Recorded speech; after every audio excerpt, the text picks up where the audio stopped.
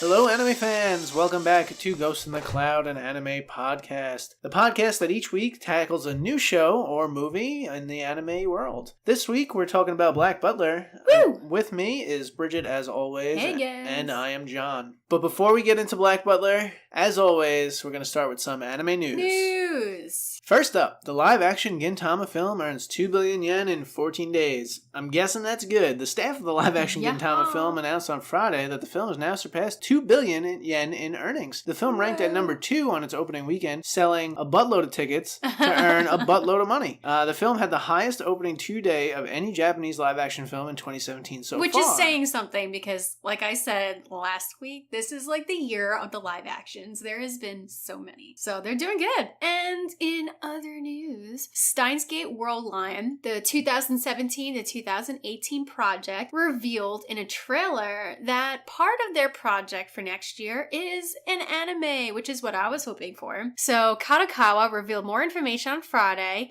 about their project. It was revealed at Anime Expo earlier this month. And for those who don't know, July 28th is a very important date in the franchise. So the company revealed that one part of the project will be an anime adaptation of Steins Gate Zero, and that's now in production. So Kadokawa also streamed a promotional video for the anime and overall project on Friday, which of course we will share on social media. And for those who don't know, Steins Gate Zero is their visual novel video game developed by 5BP. And last in news this week, No Game No Life anime films an English subtitle trailer, and it's finally streamed and available, of course, on our social media. So it was already revealed in Japan, and it was number 7 in the Japanese box office, but it's finally licensed to be aired in the United States, and I'm very excited about it. And the show, for those who haven't seen it, is pretty fantastic. But the Anime News Network had one of their own go to see it, and they said it might even be better than the original show. So I know! Is that even possible? I mean, come on, guys. We'll have to wait and see. I'm very excited. And that's the end of this week's news. Sticking with the theme of the week, since we finished Black Butler, we thought the word of the week would be, in fact, Butler. So, Bridget, why don't you give us the word of the week? I want to hear you try to pronounce it first. Shisuji. Yeah. Shisuji. Yeah. And it means butler. We're doing this late at night. We don't normally do this late at night. No, we're fine. So, I mean, it could be butler or assistant or public official. It's, it has like a wide range of meanings. Essentially, it is butler. All right, so some background information on Black Butler. The anime started as a Japanese manga series. I'm going to never get it right, people. Written and illustrated by Yana Toboso and debuted back in 2006. The 24-episode anime adaptation of Black Butler, directed by Toshiya Shinohara and produced by A1 Pictures, premiered back in 2008. They've even had a musical called The Butler Friendship. That Butler Friendship, I'm sorry. But that wasn't enough. They ended up having a total of 4 musicals over the last few years. 4 musicals, and they all had ridiculous titles. But Living in Butler Japan Friendship, I think, has to be very interesting. Yeah, I think looking at a lot of different animes, I saw so many of them had musicals. We have our Broadway and we have our Disney covers on Broadway, and we have Cats, and no, they have all the anime themes musicals. I'm kind of jealous. Black Butler.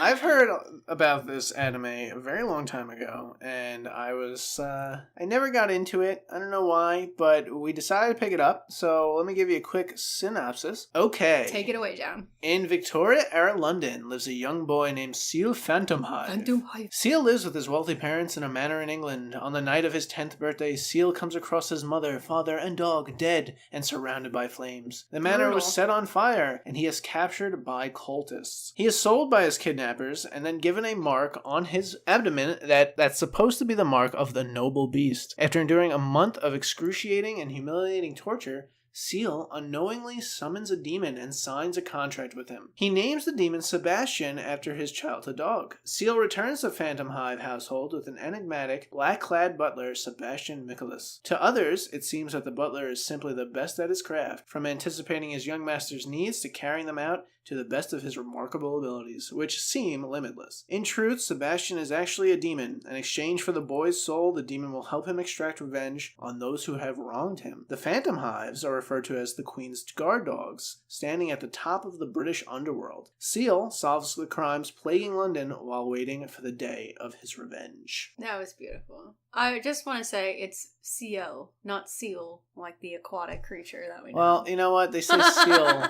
in the show, so... No, it's seal. Nope. It's seal. It's seal. All right. We're going to disagree on a pronunciation again, but it's all good. So... You get a lot of me making fart noises in that bunch. I'm going to just keep it all. That's all. No. Yeah. Yeah. Yeah, that's good. All right, so the main players, we have Seal, yes, Phantom Hive, who is one of our two main characters. He is the only remaining... He's the Earl. No, I guess he's not the... Oh, no, he is the only remaining Phantom Hive. Yeah, he was an only child, and, the parents died, and now he's the Earl of the Phantom Hive estate. They own a candy company. Yeah. In addition to being the Queen's guard dog. And essentially what that means is they solve crimes for the Queen that are happening in the underworld that Scotland Yard can't do. The next character you have, and probably, I guess, everyone's favorite, is Sebastian. Michaelis. He is the demon in sheep's clothing and Seal's bodyguard. Yeah, he's one hell of a butler. / butler. They're not the only characters in the Phantom Hive Manor. You have Bard, Vinny, Mirren, I think. Yeah, Tanaka, Mirren, who is probably my favorite. And then some additional characters are Madame Red and Grell Suttercliffe, I believe is his last name. Close enough, why not? And they're there to sort of keep Ciel grounded and keep him on the side of normal. But none of them are normal, which you find out later on. That is true. And they're also a nice comedy relief in the show because it's a very serious story and it starts out dark immediately, but then you have these really silly staff and they're always screwing up. They're clearly not cut out for the occupation, but they're obviously around for other reasons. So burning the dinner and breaking the vases around the house and everything is excused. So the main plot of the story is Seal getting his revenge, and to do that he has contracted with a demon, which is Sebastian, to help him extract that revenge on those who have wronged him, as said earlier. So, the big spotlight in the show is the dynamic between Ciel and Sebastian, and they don't have a healthy relationship. They are very codependent on one another. Ciel can't even get dressed without him, and he does everything for him. Sebastian, he bathes him, he feeds him, he gets him up in the morning, he literally buttons his shirts. And then you have Sebastian, who's there to just, figuratively speaking, fatten him up before he takes his soul, and making sure he's happy and he's getting what he wants, and making sure he reaches his ultimate goal, which is revenge for his family. He also, it just seems, unnaturally dependent on him or just clings to him. And is it the contract or not? Well, I think he's put a lot into Ciel. So Bridget said fattening him up. Not physically, but you could see that Sebastian is pushing Ciel towards these sort of dire situations and difficult and dark areas of society, which he's sort of encountering already, but maybe Sebastian is influencing his decision on how things, how the outcome will be. He helps him with his friendships or his relationships. In fact, I think Sebastian is responsible for the staff that are there and keep him company. He hired all of them. Yeah, and for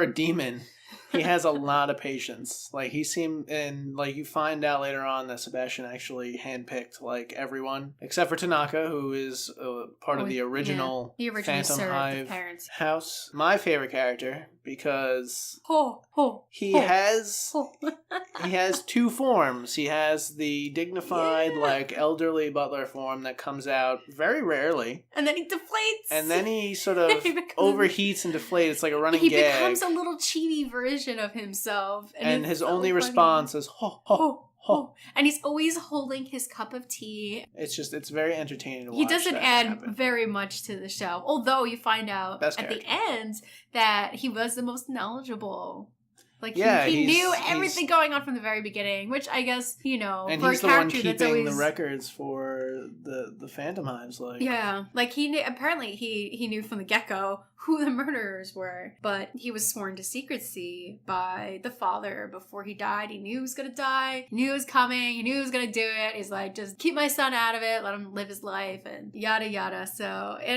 he ended up having more of a role than we really thought, but for a character that just kind of sat in the background, he was your favorite character. But I think mine is Sebastian, because he's the biggest riddle in the show. And you're always wondering, is it really 100% the contract that is having him attend to even like his smallest needs? Is that really essential? Is that really written in the contract? Absolutely not. All he has to do is answer any order that he's given, or and also help him work towards his goal of revenge. But the fact that he really attends his every need without even being asked most of the time has you really wonder, like, it seems like there's more there. There's more of a bond there, and they really have a closeness. You have to wonder, is it him being kind? Do you see like a little glimmer of humanity in him, or is it entirely planned out? I would say it's entirely planned out. I don't think Sebastian has any humanity, because there are moments when Seal's humanity shines through, and Sebastian kind of gets irritated with it. He looks pissed, yeah. You know why? It's because you find out that demons eat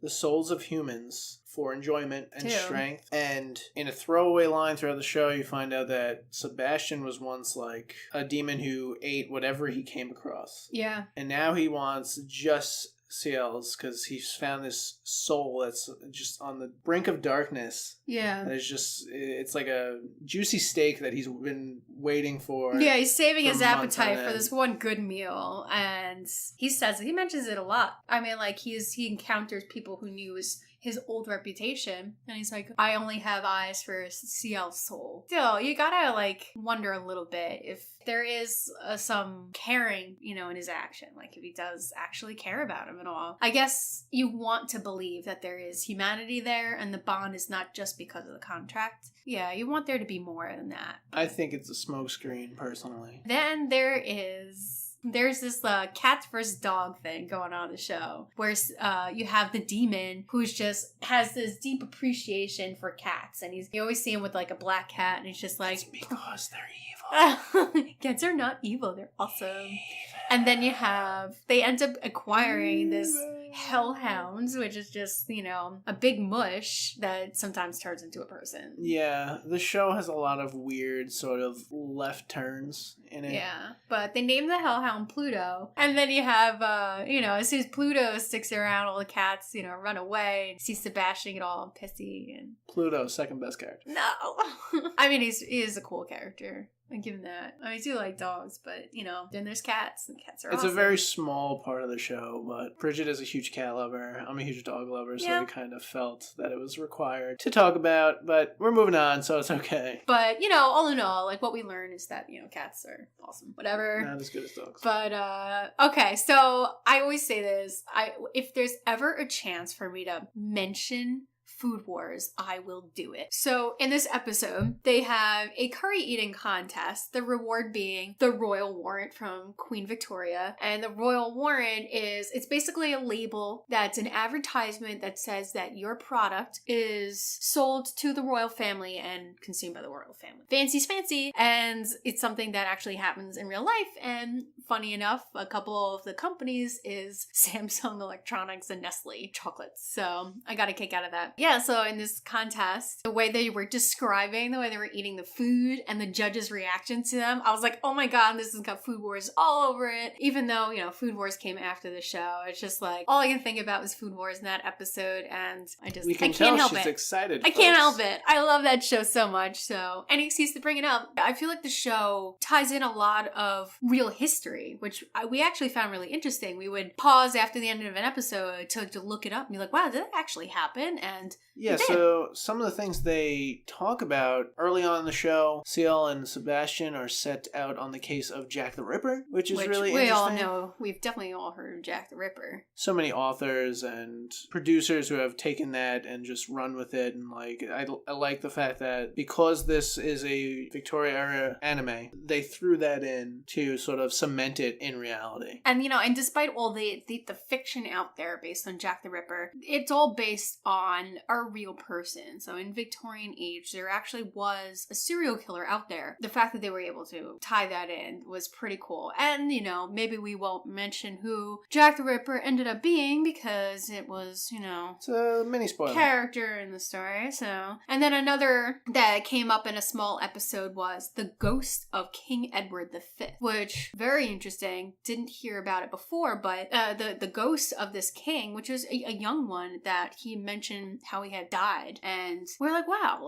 did that actually happen? We were a little taken back by it. Yeah, so he said they were looked it up fearing for their lives, him and his younger brother, and they were hidden away in a tower until finally people broke in and killed them. Dark stuff. Though the actual cause of death is debated today. There was people out to kill them. They could have been sick though, because apparently they were in hiding a while. So it could have been starvation or illness. There was a lot of illness going around at the time, but who knew? Black Butler solved a big, long time mystery by bringing back Edward V's ghost. There was a mention of the opium trade between England and China, and apparently the Queen was trying to start a war with it. The opium trade actually happened. It was a big issue during the time. I think the biggest one was fires of London. It wasn't the actual fires of London took place in the 1600s, but when the fires were spreading across London, the townspeople were saying, not again,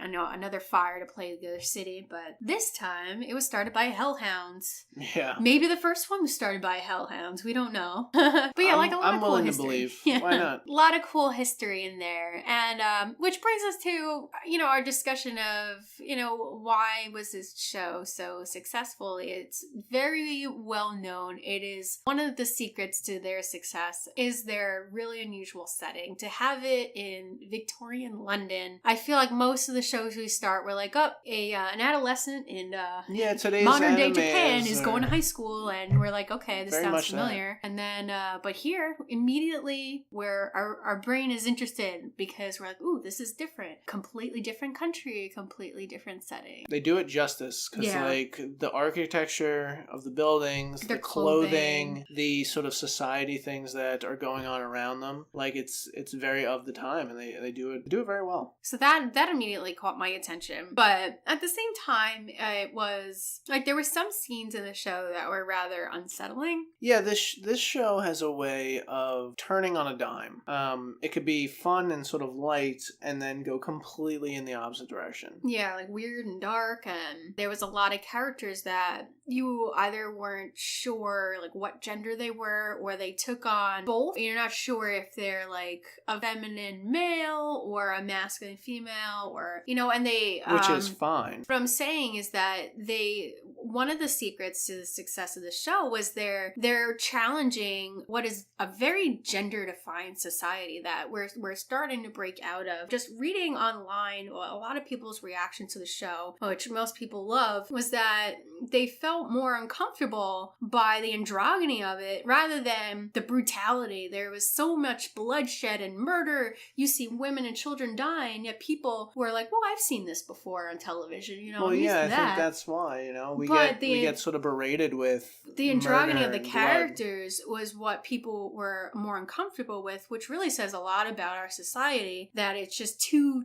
gender defined. People need to loosen up a bit. But boundaries. Yeah. So I think that was one of the reasons why it was so successful, and that, it really made a statement. One of my disappointments with this show is how fast it becomes otherworldly. So I was hoping that, the fact that it is right off the bat, CL has signed a contract with a demon. So you're gonna have to deal with sort of that otherworld stuff. But I was kind of hoping that his revenge would be more grounded. There are some scenes where I was literally like, is this actually happening? But I don't want to go into that, because I feel like you should, if you're watching the show, you'll definitely say that to yourself when those scenes come up, and I don't want to talk about those. And you it's know what? got such great reviews, and it's done so well that I'd rather people who haven't seen it, I want you to go and watch it. It's short too, and there are 24 episodes. A quarter of them do feel like filler at times, but even the fillers are really fun. Mm-hmm. That's something that you have.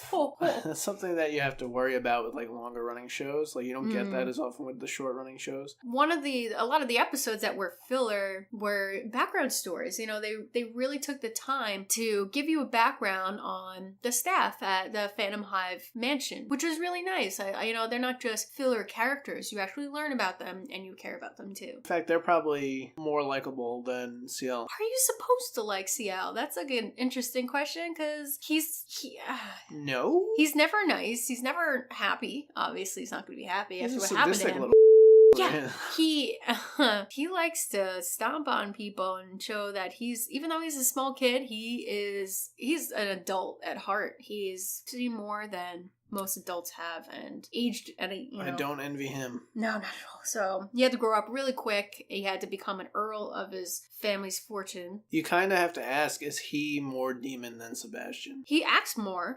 He's very cold. He does. Again, like trying to find that humanity in Sebastian that you want to find, but he does show a little bit of compassion to the other staff. So, just talking about side characters, there's a lot of good side characters. They take the time to talk about all the side characters. So there's some that we haven't even mentioned their name, like Grell or Prince Soma or Lao. And they take the time for all of them. They have their own episodes. Madame Red. Yeah, Madame Red. The ants, and Grell is a great character. And then there's the Undertaker. But yeah, they all have great stories. They're all very enjoyable. So I'm gonna get into all of them, but I think those filler episodes are pretty fantastic. I think that it adds to the story. So a new thing we wanted to try and do, and please let us know if you're interested in it, is come up with a new segment called Cosplay Corner. We wanted to talk about the designs of the characters specifically and sort of what you would need to do. I mean, part of being a big anime fan is dressing up as your favorite characters and going to conventions. So definitely want to make a little shout out to the cool costumes in the animes that we talk about. And this one, since it's in Victorian age in London, I feel like the costumes would be pretty distinctive. You don't have a lot of Victorian London each character has a very different look from one another. I feel like Sebastian and CL would be a pretty easy couple costume if you wanted like a girl with, to do the CL little boy costume, and, a guy just get out his best black suit and tie and add the little, the butler chain. I feel like that's a really simple... a white frilly shirt with like a high collar. Yeah, he has the black tie, and then you need some white gloves, and CL has got the eye patch. The black hair. The proper button-down coat and boots. And you have Madame Red. Just wear all red and get a red wig. A more involved, crazy costume would be Grell, because they have the scythe, they're the Reaper. He would be quite fun. So he has long red hair, like a frilly white shirt, but a long... Black overcoat. Black overcoat, black gloves. He has the scythe, so he has like a weapon, too, that you get to carry around. Yeah. Or the scissors. Remember they demote him? Oh, yeah, that's even better. You could do little scissors. I don't know if you could bring scissors in the... Yeah, that's probably You'd true. have to bring around those little rounded kindergarten ones, like the little plastic scissors. Which I think he gets at some point. They might even be that.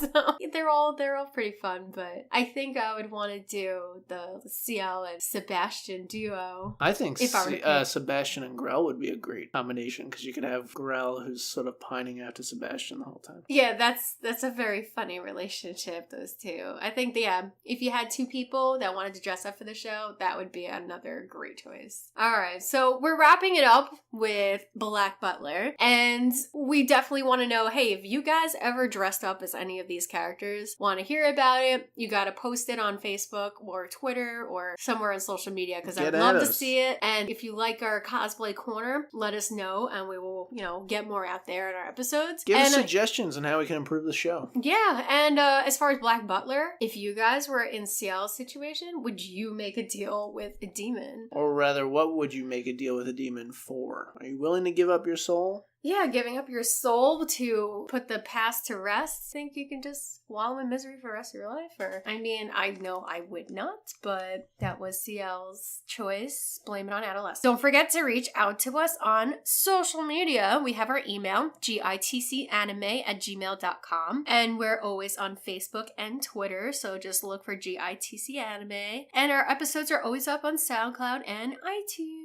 So. And if you can rate us on iTunes, give us a rating, give us a review, tell us what you think. So a good rating. We can improve. Look, we want an honest rating. A good rating is better, but an honest rating is what we want because we want to know how to improve and how to be better. Let us know. So for next week, we'll be covering one of my personal favorites, Fruits Basket. Very excited. Yeah. In the words of Sebastian, we're one hell of a podcast. Yeah. Bye. No. Bye.